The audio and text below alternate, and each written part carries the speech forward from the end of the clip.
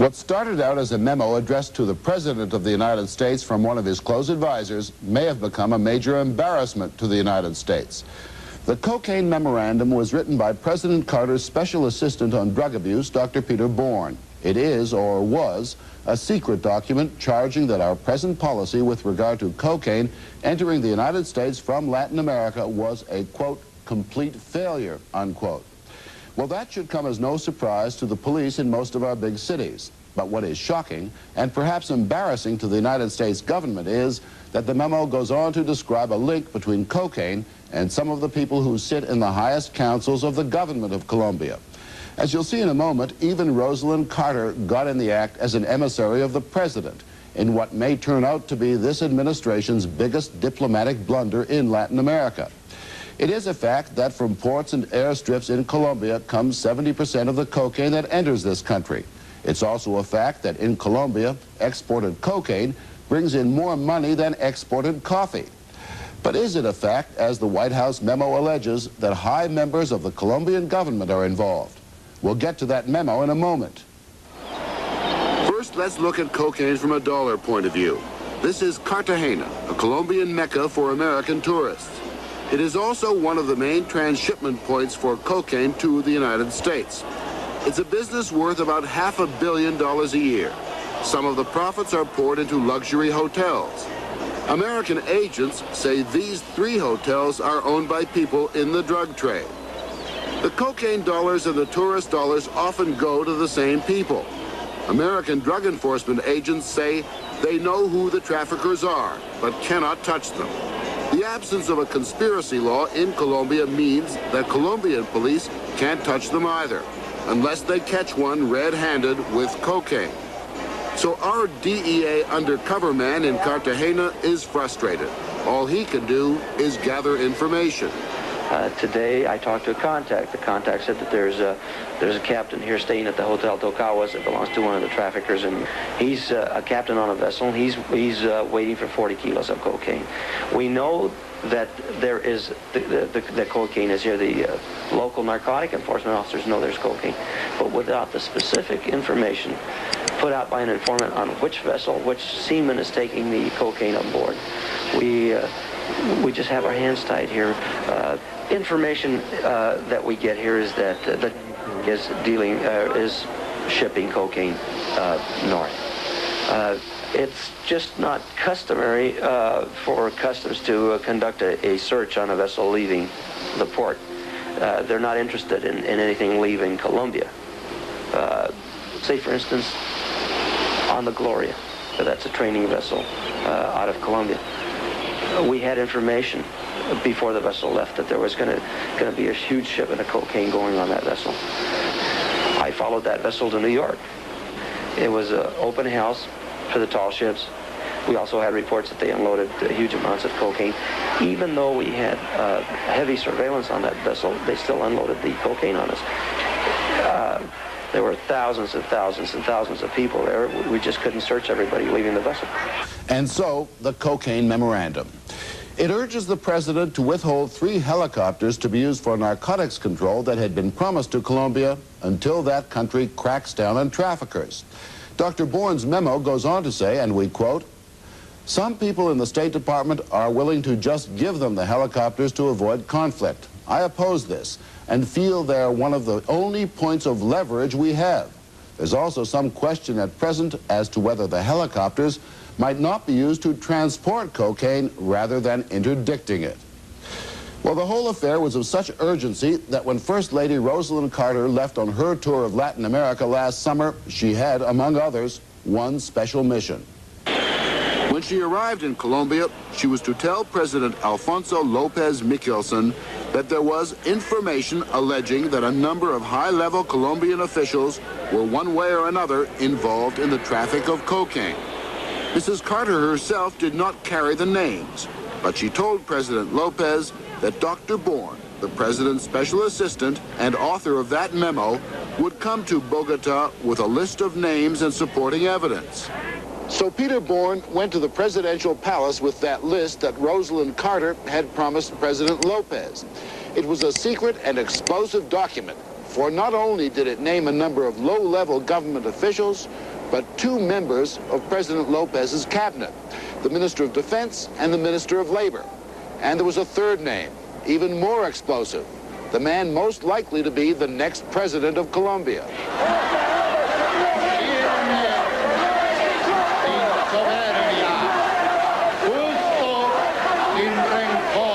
His name is Dr. Julio Cesar Turbay. Just 6 weeks ago, he was addressing this massive election rally in Bogota. It was, in effect, a primary in advance of the presidential election to be held this June. Winning this would make him a virtual shoo-in for the presidency. Dr. Turbay won the primary in a landslide. But in the memo sent to President Carter, Dr. Bourne stated that Turbay is known to be involved in cocaine traffic.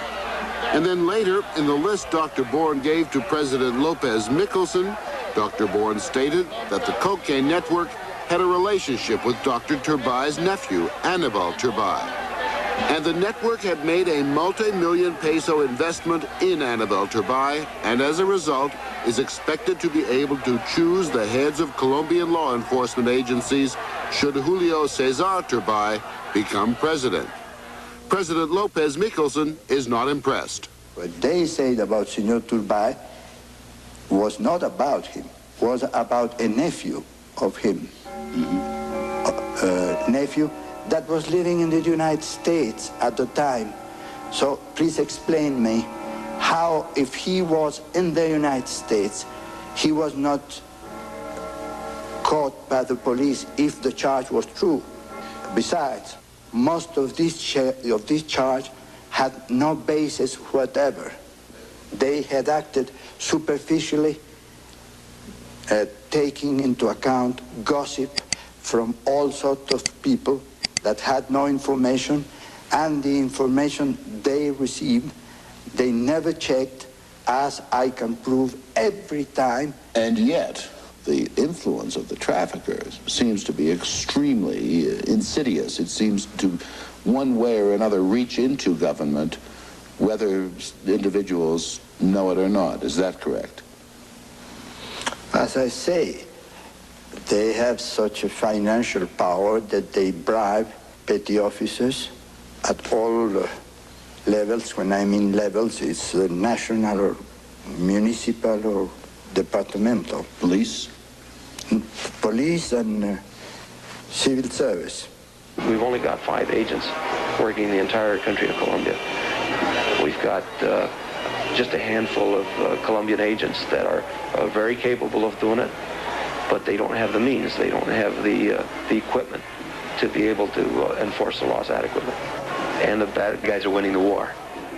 Why has the battle against cocaine been so difficult? Why have you not been able to knock it out?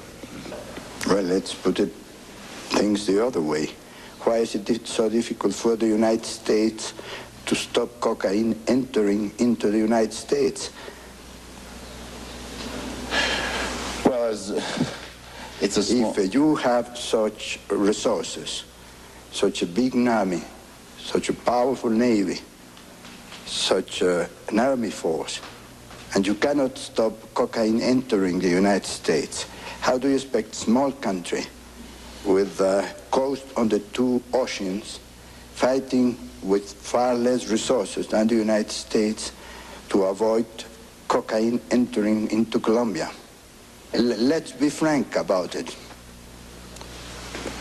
We are not corrupting the Americans. The Americans are corrupting us. We are not selling our cocaine in Times Square.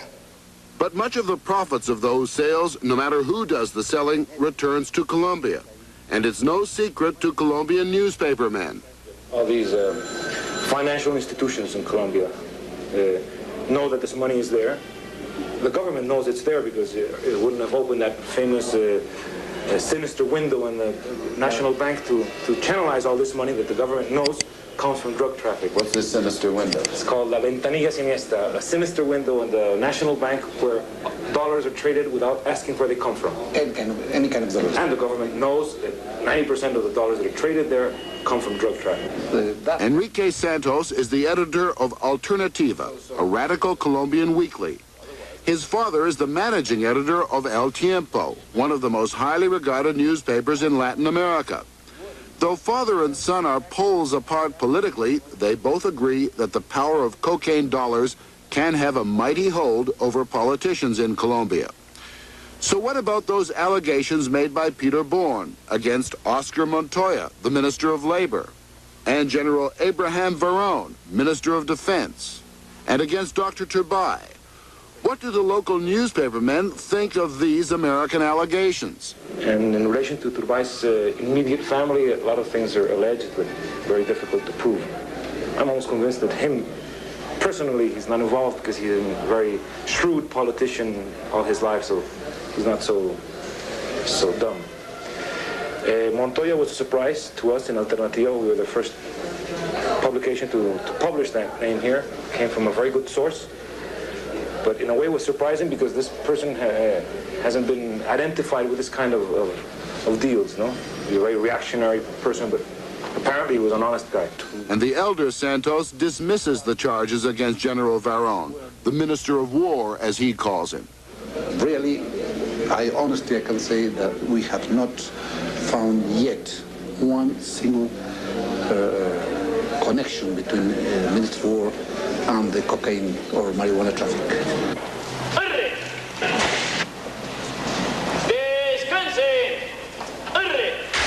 There are some comic opera elements in this story. There may well be high-level officials who are corrupt, but leave it to the Americans to sniff out the wrong ones. That's the feeling in the presidential palace, where it's felt that the whole affair represents old-fashioned American monkeying in Latin America. Inept, small-stick diplomacy, and lacking a certain elegance. Using President Carter's wife as a bearer of bad tidings was thought to be particularly bad form. Well, what does the author of the cocaine memorandum say to all this? President Carter's special assistant on drug abuse, Peter Bourne, may wish he'd never sent it. He certainly wishes we'd never gotten our hands on it. What was the source of your information? Where did you get the names from that you put on the list to President Lopez? Well, from a variety of sources, from some reliable and some not very reliable. Do you stand by that list and say Montoya, Verón, and Turbay are most likely involved in cocaine traffic? I don't know what list you have seen. As far as I'm concerned, from our standpoint, the conversations that we had with Lopez Michelson are still, from our standpoint, confidential. Of course, the most serious allegation made, this most serious name named, was Dr. Turbay. The suggestion was that because Turbay's nephew was involved, those people involved in the trafficking of cocaine would have some kind of political hold over the future President Turbay, correct? Well, they may think that they would. I presume only President Turbay could answer that question. But we did not suggest this to President Lopez Michelson. President Lopez was openly angered by the charges. The charge against the Minister of Defense, he said, was an American clerical error. Someone confused a low-level person in the Ministry of Defense with the Minister of Defense. And the charge against the Minister of Labor was also something similar. There was a private secretary or someone connected with the ministry that was involved in the traffic of coffee, black market coffee, and he had used the phone of the ministry when he was away. Black market coffee? Yes. And of course he was dismissed, but it's a completely different thing. To export coffee without license out of the country than to be involved in the traffic of drugs. And besides, it was not the minister. What you're suggesting is extremely sloppy work by the White House, by the Drug Enforcement Administration, by, heaven knows, the FBI, the CIA. Correct? I'm very sorry, but I have to admit it. Are you happy in your own mind? Is President Carter satisfied now in his mind? So the seeds of suspicion having been planted by you. Are you happy with President Lopez's explanation that these men are clean? Well, we have no information other than what we have passed on to him. If he is satisfied, then that is good enough for us. So what is the effect of Peter Bourne's cocaine memorandum?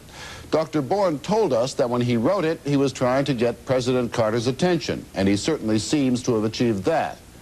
But there's another effect. It succeeded in angering the Colombians, who, corruption or no corruption, run one of the few democracies in Latin America.